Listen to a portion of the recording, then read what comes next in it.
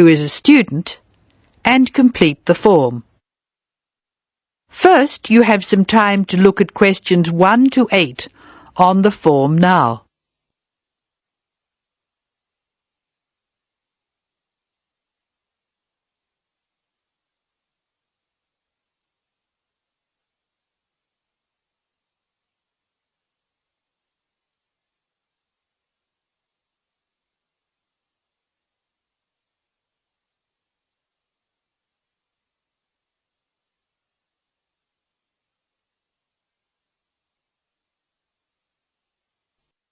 You should answer the questions as you listen because you will not hear the recording a second time. Now listen carefully and answer questions 1 to 8.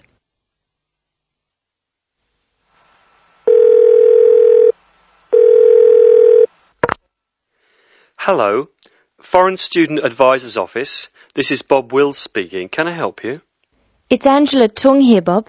I'd like to make a request for special leave. Can I do that over the phone? Hello, Angela. You can make that request by phone, but I'll have to fill the form out. Let me get the special leave form. OK, here it is. Tell me your student number, please.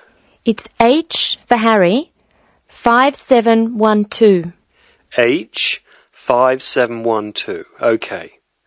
What's your address, Angela? I live at 10 Bridge Street, Tamworth. 10 Bridge Street, Tamworth. And your phone number? The telephone number's 8106745. Thanks. What course are you doing? I'm in the writing class. Writing. Who's your teacher this term? Mrs. Green. She spells her name like the colour. Thanks. When does your student visa expire? Let me look. July 15. July 15. OK. Which term do you want to take leave? Do you want dates? First, I have to write a term number. When do you want to take leave? In term 1. OK. Term 1.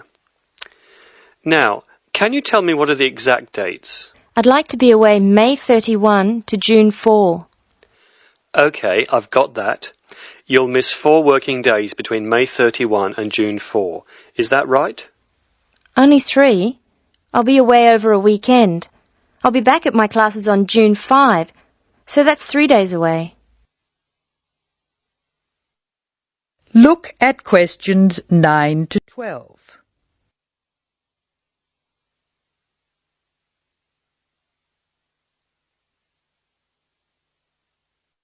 Now listen to more of the conversation between Angela and Bob.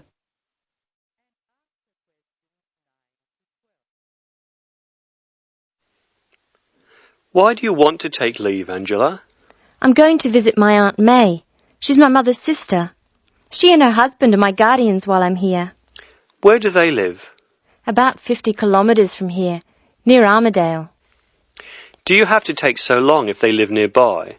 My mother is coming with me. She's come for a holiday, so she wants to have some time with May. And I want to spend some time with my mother too. Aren't you going home soon? I've applied to extend my time here. I expect to go home in 12 months. That is the end of part 1. You now have half a minute to check your answers.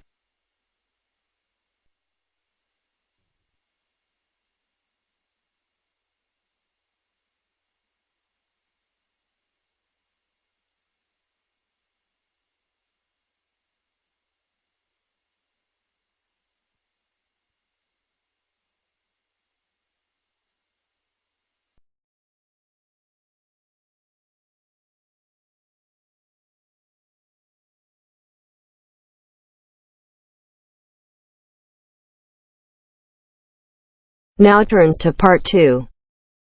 Part 2. You will hear Joanne describing her home city of Darwin in Australia to a man called Rob, who hopes to go there. First, you have some time to look at questions 11 to 15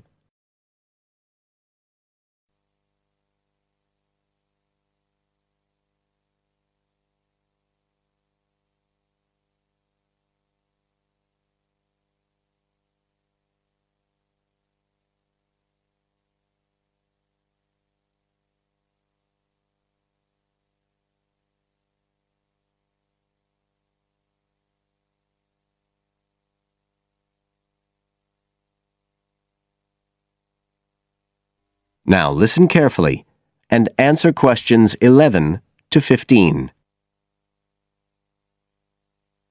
Joanne? Hi, you must be Rob. Nice to meet you. So, I hear you're planning to visit Australia. Yeah, and I really wanted to talk to you because I was thinking of spending some time in Darwin, and my sister told me you're from there. That's right. So, tell me about it. Well, where shall I start? Well, Darwin's in what they call the top end because it's right up at the northern end of Australia, and it's quite different from the rest of Australia in terms of cultural influences. In fact, it's nearer to Jakarta in Indonesia than it is to Sydney, so you get a very strong Asian influence there. That means we get lots of tourists. People from other parts of Australia are attracted by this sort of international cosmopolitan image. And as well as that, we've got the same laid-back atmosphere you get all over Australia, probably more so, if anything, because of the climate.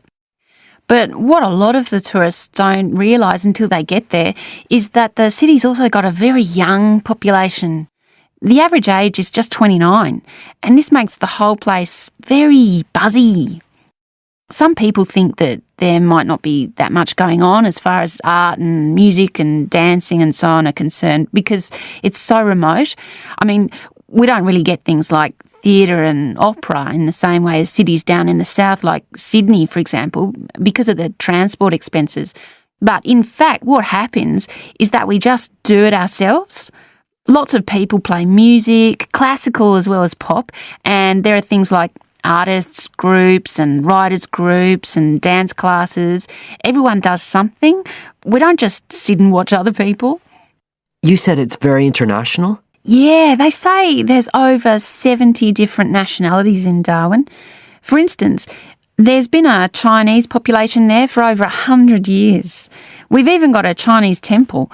It was built way back in 1887, but when a very bad storm, a cyclone in fact, hit Darwin in the 1970s, it was almost completely destroyed.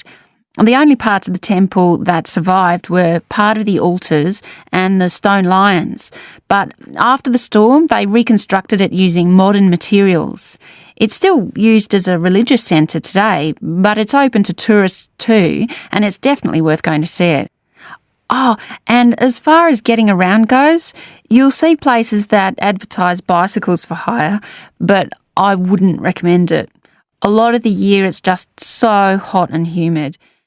Some tourists think it'll be fine because there's not much in the way of hills and the traffic's quite light compared with some places, but believe me, you're better off with public transport.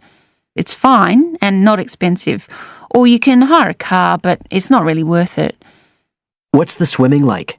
Well, there are some good beaches, but the trouble is that there's this nasty creature called the box jellyfish, and if it stings you, you're in bad trouble.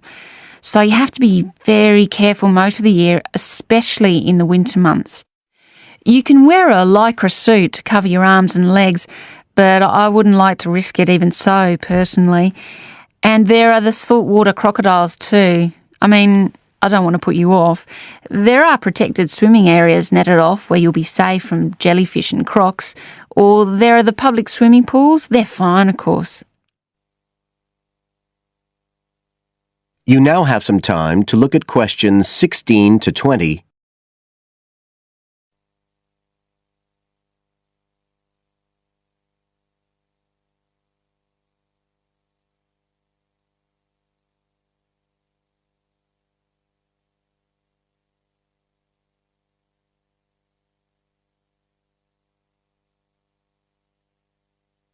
Now listen and answer questions 16 to 20. So, which places would you specially recommend? Well, one of the most popular attractions is called Aquascene. What happens is every day at high tide, hundreds of fish come in from the sea, all different sorts, including some really big deep sea fish. And some of them will even take food from your hand. It's right in the middle of town at the end of the esplanade. It's not free. I think you have to pay about $5, but it's definitely something you have to experience. Then, of course, Darwin has a great range of food. Being such a cosmopolitan place, And if you don't have lots to spend, the best place to go is to Smith Street Mall, where they have stalls selling stuff to eat. There's all sorts of different things, including Southeast Asian dishes, which I really like. You'd think there'd be plenty of fresh fish in Darwin, as it's on the coast, but in fact, because of the climate, it mostly gets frozen straight away. But you can get fresh fish in the restaurants on Cullen Bay Marina. It's a nice place to go for a special meal, and they have some good shops in that area too. What else? Well, there's the Botanic Garden. It's over 100 years old and there's lots to see. An orchid farm, rainforest, a collection of palm trees, a wetlands area. You can easily spend an afternoon there. That's at Fanny Bay, a couple of kilometres out to the north. Then, if you've got any energy left in the evening, the place to go is Mitchell Street. That's where it all happens as far as clubs and music and things are concerned. You'll bump into lots of my friends there. Talking of friends, why don't I give you some email addresses? I'm sure they wouldn't mind if you...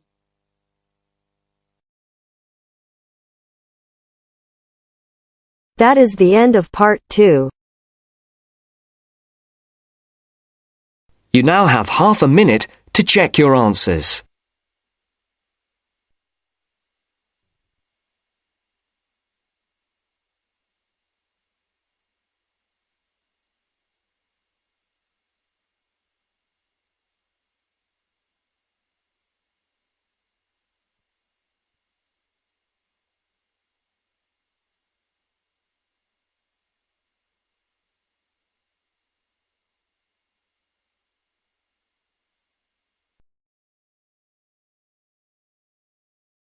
Now turns to part 3. Part 3. You'll hear an introduction on the housing conditions in Chapmanville.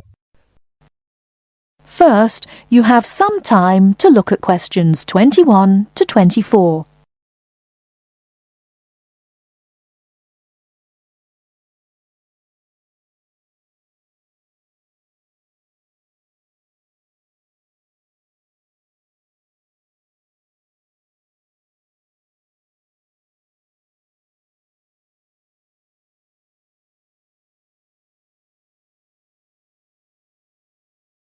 Now, listen carefully and answer questions 21 to 24.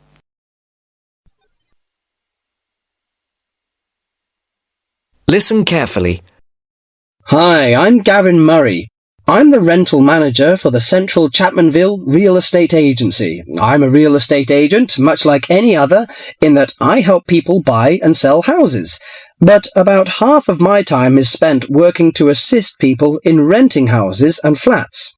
I've been in this business for a dozen years now, and I know the city very well, in terms of which areas are the better places to live and how much it costs to rent in these areas. Now, I normally divide Chapmanville into 3 areas in terms of rental prices.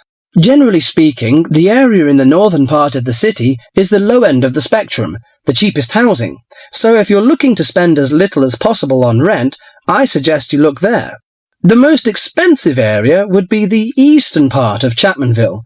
Most people think it's the prettiest part of the metropolitan area because of all the hills and parks. As so many people desire to live there, housing prices tend to be quite high. The middle market in terms of price for accommodation is found in the city's western and southern areas.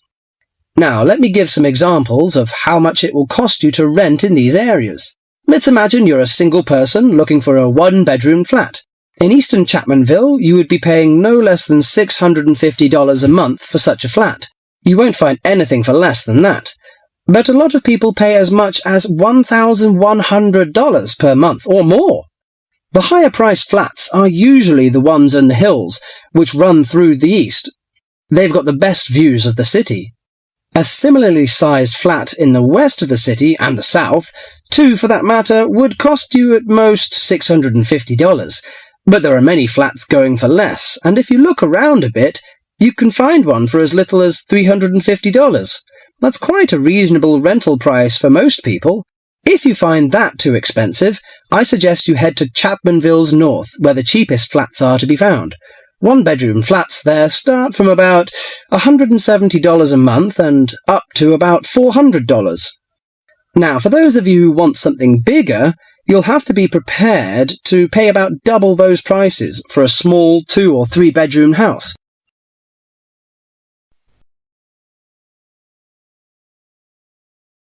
Before you hear the rest of the talk, you have some time to look at questions 25 to 30.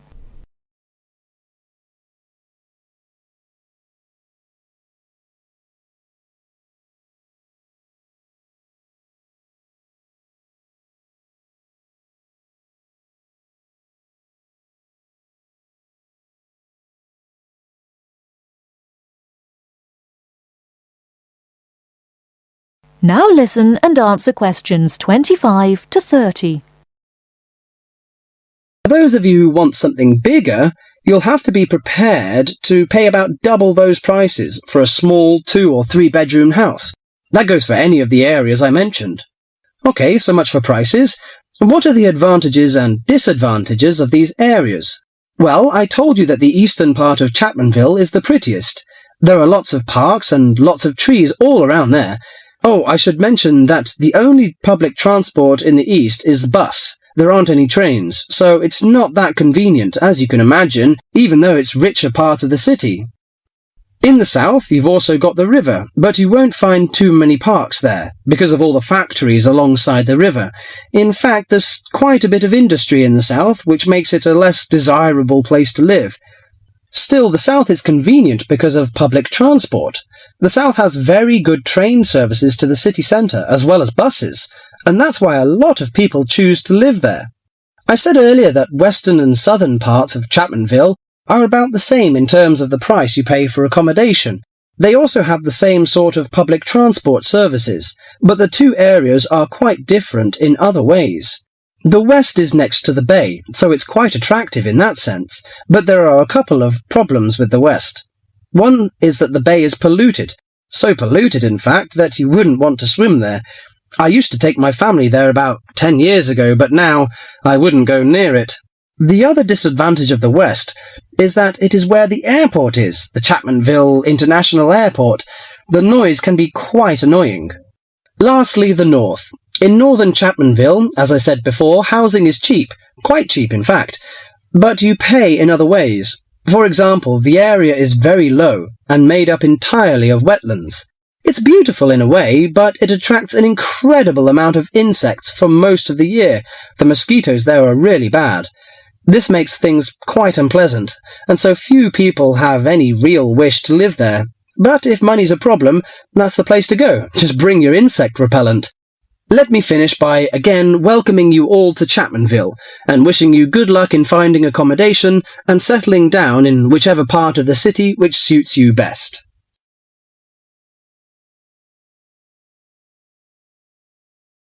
That is the end of part 3. You now have half a minute to check your answers.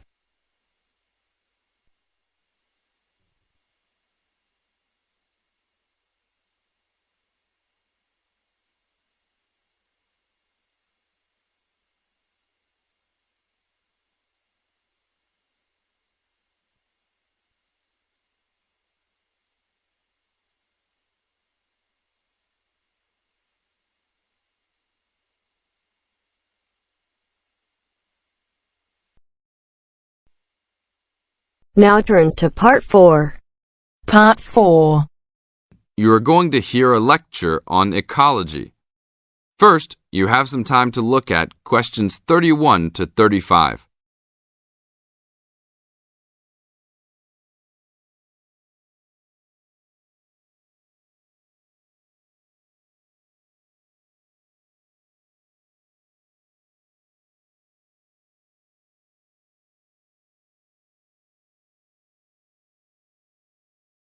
Now listen to the tape and answer the questions. Good afternoon. I'd like to turn it over to Dr. Carey, who will talk about the programme in restoration ecology. Thanks, Chris. A lot of people think that human beings can do whatever they want to the environment. But as Aldo Leopold taught, land is a system of interdependent parts which should be regarded as a community and not a commodity. Well, that idea has influenced what we teach here in our program, where students come from all over the world to learn about restoring native plant communities back into an ecologically natural state. This field is therefore a combination of formal science with practical applications, and that is quite attractive to many people. We have students, for example, from many different nations who come just to take part in this unique program. Our location is also quite unique. We have the world's oldest restored native plant community in Curtis Prairie at the Wisconsin Arboretum. Some say that this is proof that the science of restoration ecology was birthed in Wisconsin. Well, that may be oversimplified, but our reputation is strong. But students don't have to study prairies only. One student, Edmund Mukala from the Congo, came to study restoring ancient wetlands in the Congo using knowledge gained from historic samples of the soil seed bank. Not all the seeds survived, but some can remain dormant for many years. Mr. Mukala wanted to find out what type of community would be most similar to that ancient seed bank. He has recently returned to the Congo and is now cooperating with the government to implement his findings.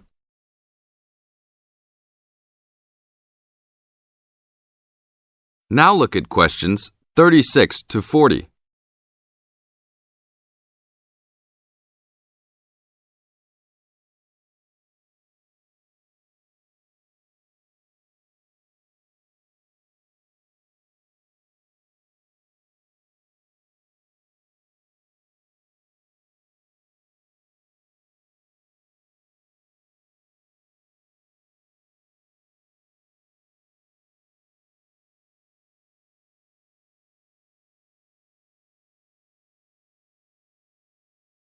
As the talk continues, answer questions 36 to 40. So the only prerequisite for doing research here is that it is a native plant community. That means not just prairies, but wetlands, woodlands, savannas, and other environments. We're proud of the diversity of research topics in our program. And we continue to grow. This year we have 32 new students from 8 different countries. When students first arrive, they begin rigid coursework in statistics, ecology, plant identification, and the theory of landscape change. Then they take part in internships at local conservation agencies such as the Arboretum, the Nature Conservancy, the Parks Department, and others. We find internships to be crucial in helping students apply the knowledge they have gained in the classroom. And we're proud to say that, since the beginning, we have graduated 277 students with master degrees from our programs and 122 students with PhDs. Some have gone on to bigger and better things. One graduate is now the director of the Worldwide Fund for Nature in China. Another is the director of Parks Development in California. And others now lead their own research departments in universities around the world.